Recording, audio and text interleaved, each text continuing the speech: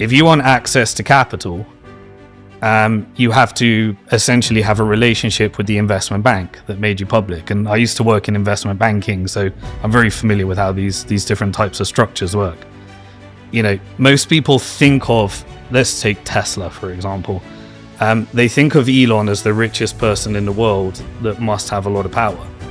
And to a degree he does, but the job of the investment bank is to make him subordinate to what I call a financial industrial complex, which is if Elon wants to acquire companies and grow, he has to get a loan from the bank and he has to co-invest with the Gulf Sovereign Wealth Funds. And by borrowing against your stock and using that stock as collateral, the markets get to change the price of stock because they have access to all the products to manipulate markets.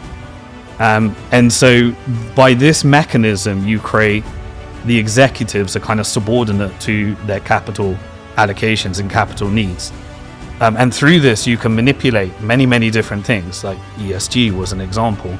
You know, you can dictate the flow of capital, saying in order to get this capital and to pay this rate, you have to do these following things and meet this score. And so this is the most powerful force, I would say, in the West, not the world, in the West. It's the financial industrial complex. It's access to capital. And BlackRock's the most important node there. Okay.